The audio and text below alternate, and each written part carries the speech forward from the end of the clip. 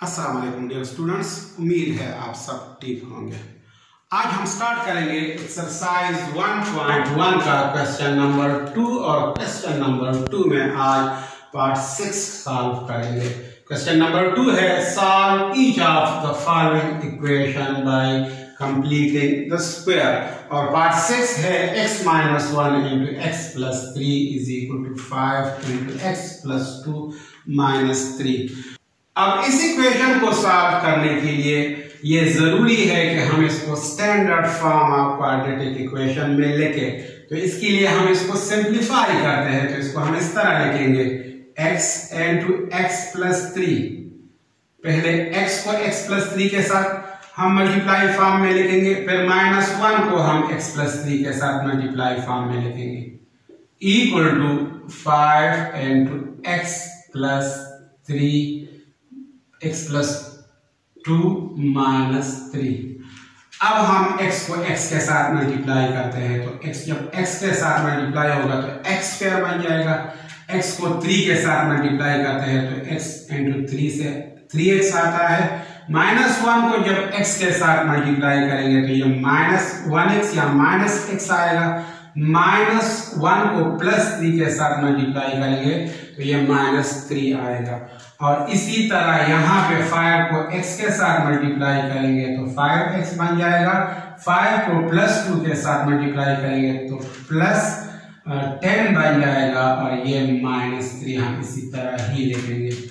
अब हम इसको इस तरह भी लिख सकते हैं, x square plus 3x minus 1x से +2x आता है और ये -3 है, इसको हम इसी तरह ही लिखेंगे, इज इक्वल टू 5x 10 - 3 से 7 आता है। अब नेक्स्ट स्टेप में हम क्या करेंगे, ये 5x भी इस साइड पे शिफ्ट करेंगे और ये +7 भी इस साइड पे शिफ्ट करेंगे। तो जब 5x को हम इस साइड पे शिफ्ट करेंगे तो ये -5x बन जाएगा और ये +7 -7 बन जाएगा। तो इसको हम इस तरह लिखेंगे, x square plus 2x minus 3 minus 5x minus 7 equal to 0। अब इसको हम मजीद सिंप्लीफाई करते हैं, इसको हम इस तरह लिखेंगे, x square plus 2x minus 5x से -3x आता है और -3 - 7 से -10 आता है। अब ये हमारे पास standard form of quadratic equation आ गया। तो अब हम इसको कंप्लीटिंग द स्क्वायर मेथड से सॉल्व करेंगे। तो कंप्लीटिंग द स्क्वायर मेथड में हम कांस्टेंट टर्म को दूसरे साइड पे शिफ्ट करेंगे।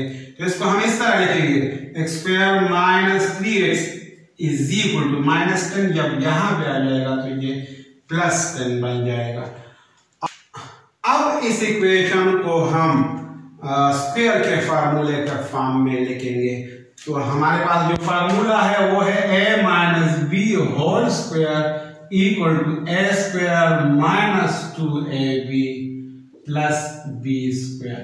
अब यहाँ पे ऑलरेडी x स्क्वायर तो मौजूद है, यहाँ पे ये -3x जो है ये असल में -2ab है, तो हम इसको -2ab के फॉर्म में लिखना है।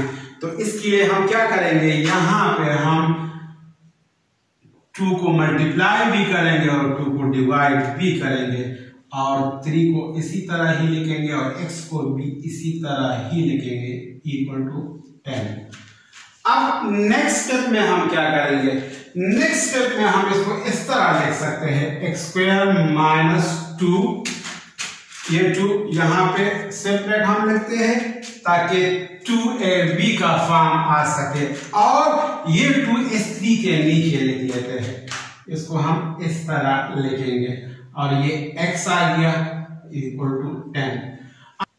अब अगर हम इस इक्वेशन को देखें तो यहाँ पे x स्क्वायर है और यहाँ पे फार्मूले में a स्क्वायर है, फार्मूले में -2ab है और यहाँ पे -2, a की जगह x है और b की जगह 3/2 है। तो स्क्वायर को कंप्लीट करने के लिए हमें 3/2 के स्क्वायर की जरूरत है, लिहाजा हम क्या करेंगे, दोनों साइड के साथ 3/2 का स्क्वायर ऐड करेंगे। तो यहाँ पे हम लिखेंगे add 3/2 whole square on both sides. इसको हम इस तरह लिखेंगे X square minus 2 into 3/2 into X plus 3/2 का square is equal to 10 plus 3/2 का स्क्वायर। नेक्स्ट स्टेप में हम इसको इस तरह लिखेंगे x minus 3/2 whole square X square minus 2 into 3/2 into X plus 3/2 whole square की जगह मैंने लिखा x माइनस 3/2 होल स्क्वायर।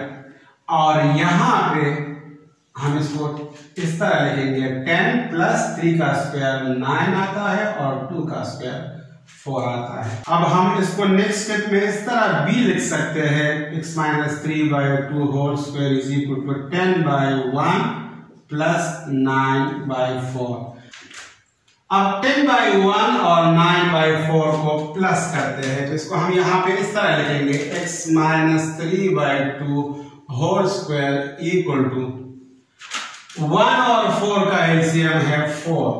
अब एलसीएम को हम 1 से डिवाइड करेंगे तो 4 को अगर हम 1 से डिवाइड करें 1 4 4 और इस 4 को 10 के साथ मल्टीप्लाई करेंगे तो 10 4 40 आएगा।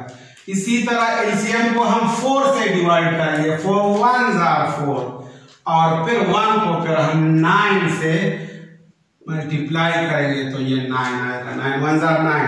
इस इक्वेशन को हम इस तरह भी लिख सकते हैं x minus 3/2 whole square is equal to 49/4।